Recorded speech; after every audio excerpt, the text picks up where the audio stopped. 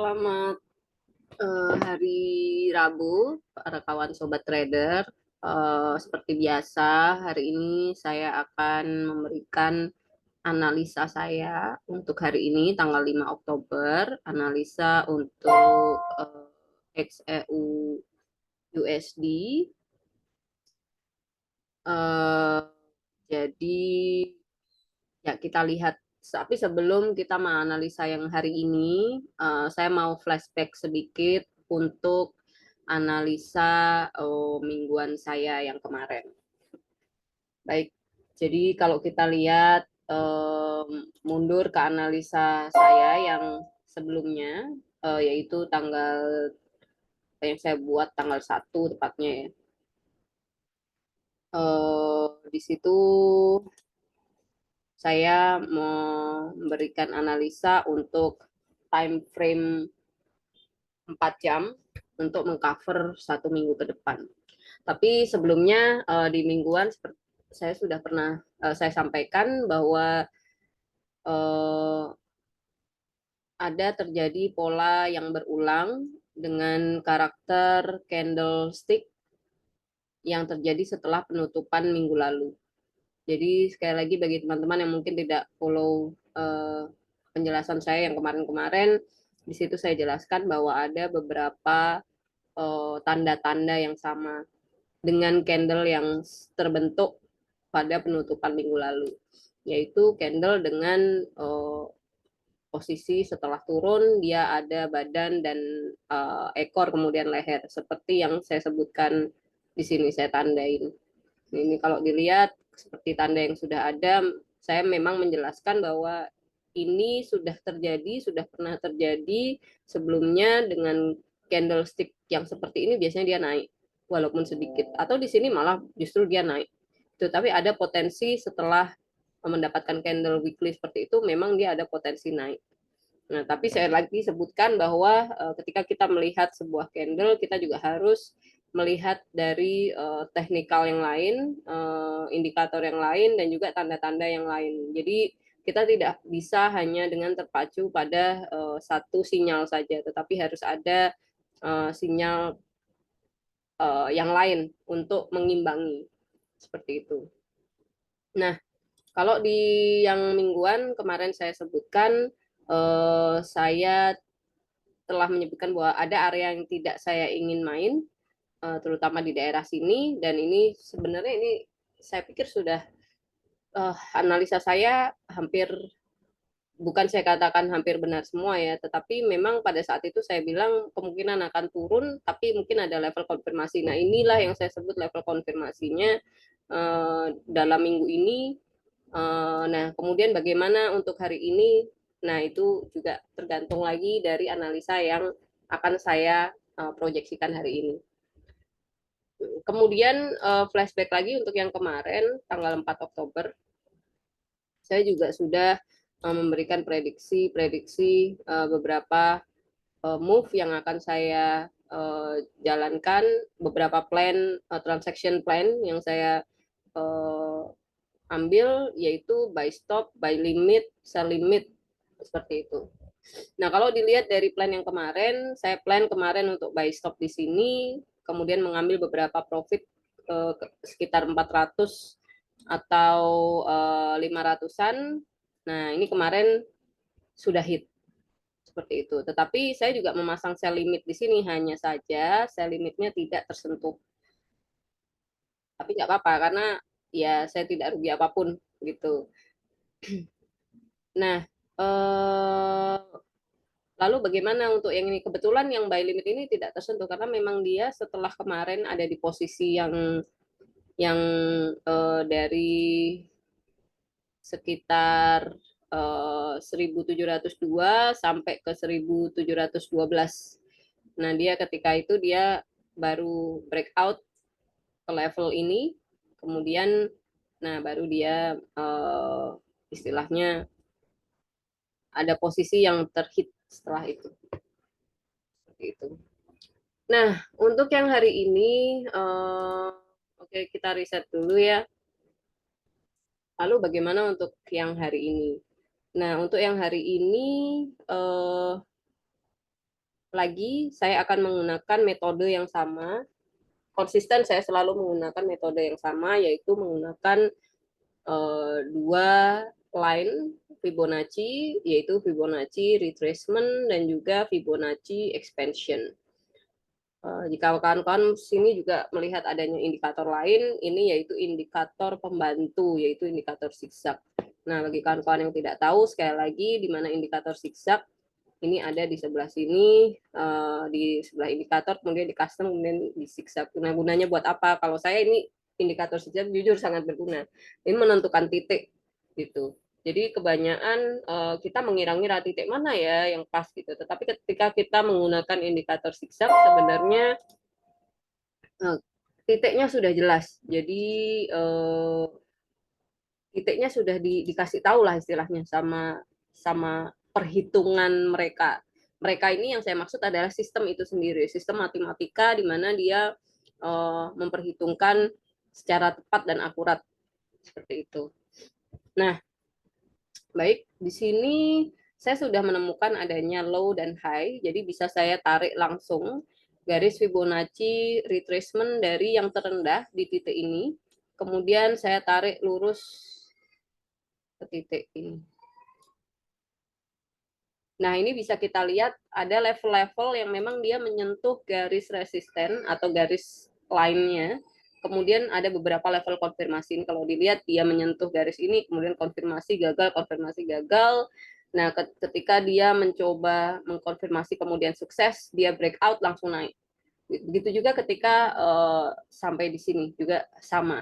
Jadi konfirmasi gagal sebentar, kemudian konfirmasi lagi, kemudian dia naik lagi. Nah, kemudian bagaimana dengan ini? Ini ada pola yang sama sebenarnya. Kalau kita lihat juga sehabis ini ada candle berwarna hijau ini, tapi ini masih menit ke-18 ya di saya, jadi mungkin masih lama juga perjalanannya.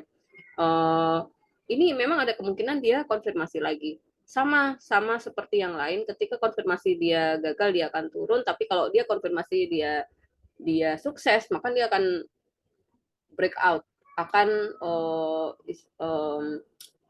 ya akan terus naik atau bullish. Nah, oleh sebab itu mengapa saya memakai dua line retracement dan expansion, karena memang seperti yang saya sebutkan tadi, satu indikator atau satu sinyal itu tidak cukup. Kita tuh minimal dua, tapi jangan terlalu banyak, karena kalau terlalu banyak itu membuat kita bingung gitu. Ibarat kita sedang berjalan menaiki motor, orang yang dengan persiapan penuh, maka motornya makin berat dan makin lambat jalan atau makin ragu-ragu dia jalan. Tapi orang yang cukup dengan membawa jaket dan sandal jepit, dia jalan-jalan aja gitu. Tapi nanti kalau misalnya nanti ada kecelakaan, biasanya orang yang penuh persiapan lebih aman memang. Tapi yang penuh persiapan itu biasanya dia akan sedikit lebih lama untuk technician, karena sinyalnya yang akan dibuat tentu aja akan lebih akurat. Tapi untuk trader harian seperti saya, rupanya itu tidak terlalu bagus juga ya, karena trader harian seperti saya yang close setiap hari, setelahnya pagi transaksi, kemudian malamnya atau tengah malam sudah close, itu sangat tidak efektif seperti itu. Uh,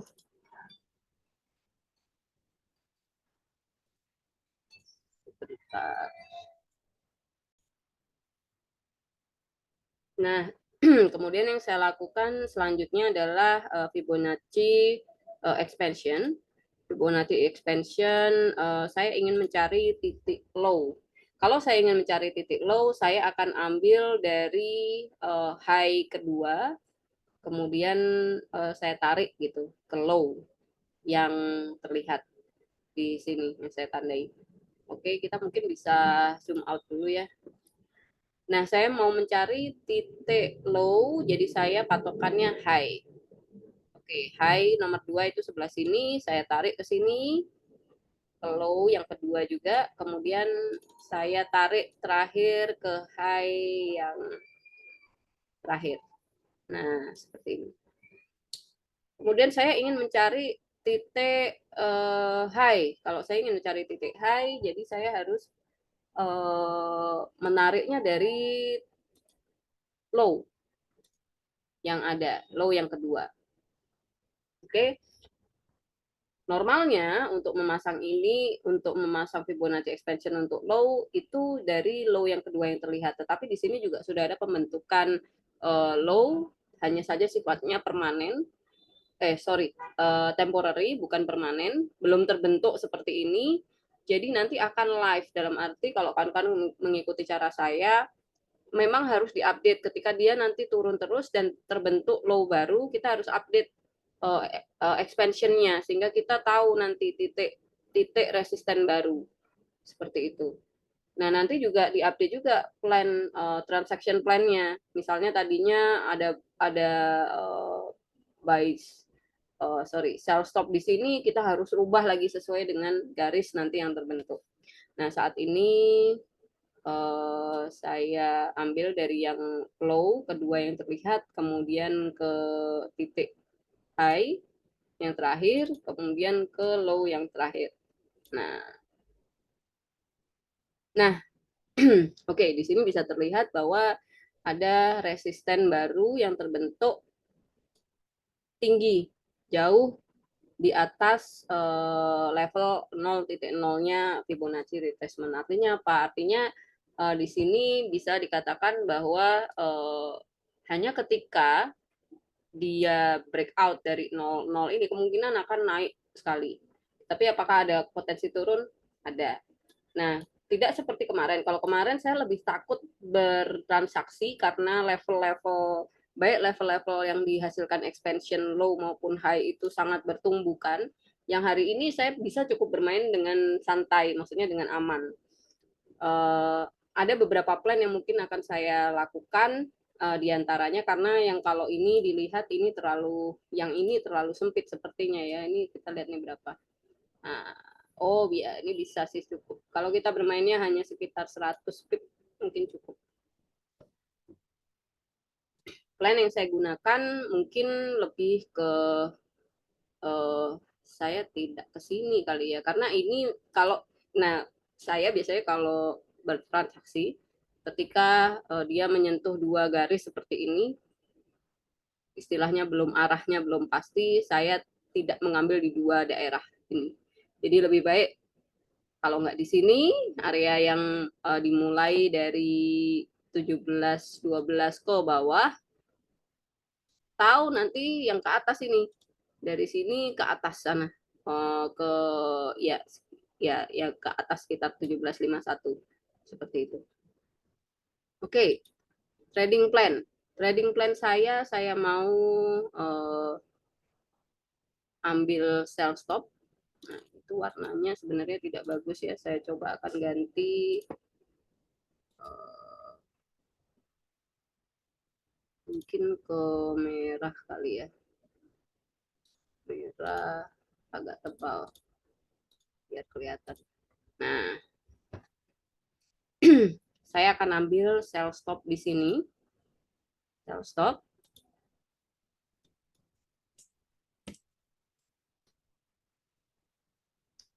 Kemudian juga saya mungkin akan mengambil, ini saya kurang pasti sih. Saya tadinya mau berpikir mau buy limit, tapi sepertinya sell stop saja lah di sini. Sell stop di sini. Mungkin agak ke bawah nih ya setelah level ini.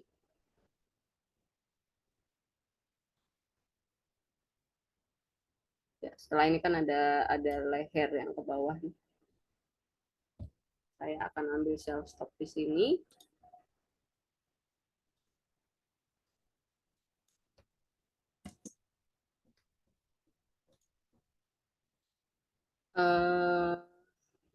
Kemudian kita ukur dulu ya, karena ini hari Rabu kemungkinan lumayan banyak, bisa sampai 6.000 mungkin. Tergantung berita juga, saya belum lihat kebetulan berita hari ini apa. Tapi biasanya hari Rabu menurut pengalaman saya ya, hari Rabu tuh waduh, itu kalau naik atau turunnya bisa sampai 6.000. Nah, bisa sampai sini. Oke, saya akan juga ambil sell stop di sini.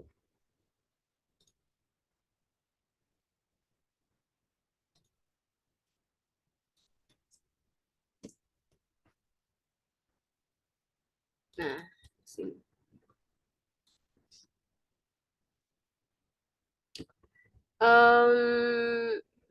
Ini mungkin cukup untuk sell stopnya. Selanjutnya nanti mungkin dilihat setelah live, setelah pembukaan pasar USD.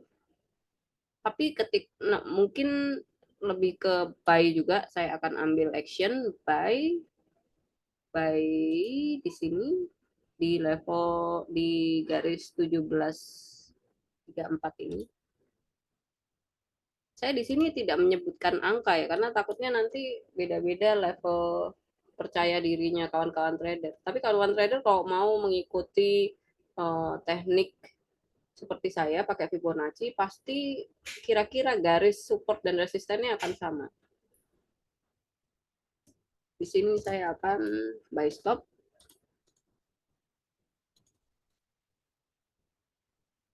Ya. Eh, saya nggak yakin akan lebih. Coba kita ukur. Oh bisa, bisa jadi lebih. Coba ya, saya ambil juga buy stop di sini.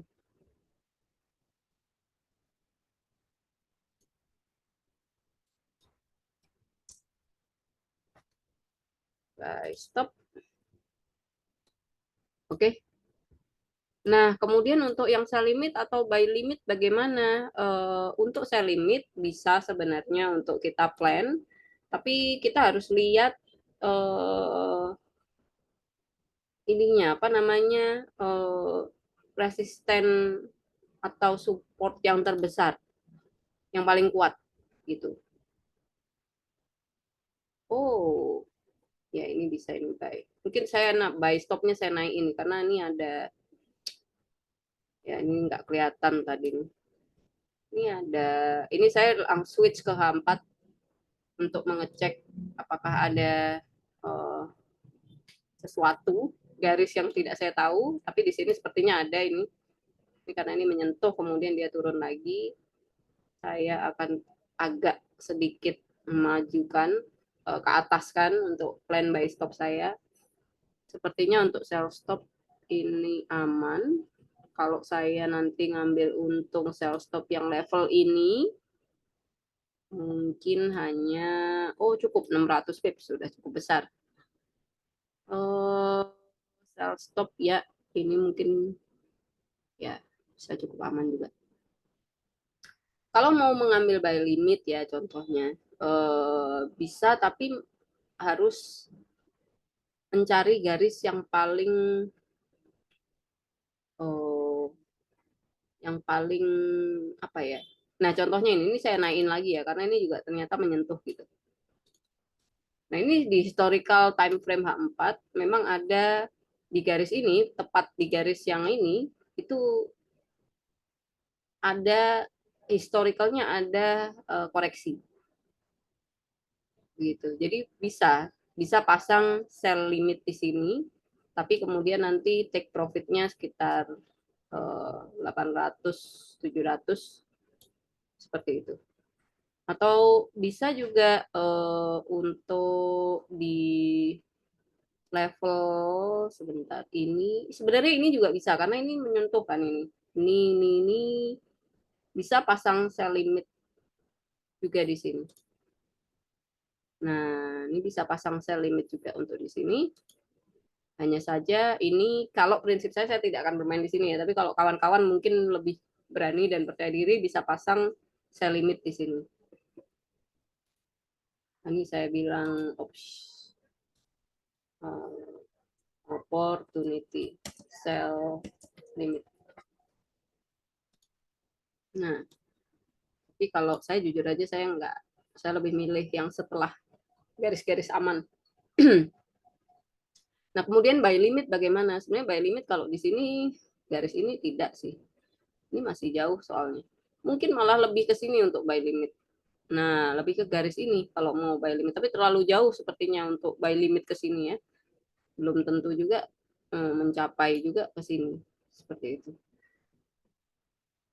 Nah, kira-kira untuk hari ini begitu trading plan saya. Jadi, apakah hari ini naik atau turun? Sekali lagi, karena pair gold dan USD ini memang dia sangat gimana ya? Kita bisa ambil keuntungan dari keduanya sih, maupun buy maupun sell. Kebetulan pergerakannya itu cukup atraktif ya, kita bisa lihat ya, cukup dia bisa seperti itu. Kalau kita trader harian, kita pasti bisa untuk ambil, oh ya di sini saya di sini buy, kemudian di sini sell gitu. Mungkin untuk yang swinger yang lebih ke permainan mingguan atau bulanan, sepertinya bisa taking action untuk tapi harus hati-hati juga untuk taking action buy sebenarnya. Karena kita tidak tahu apakah ini hanya level konfirmasi.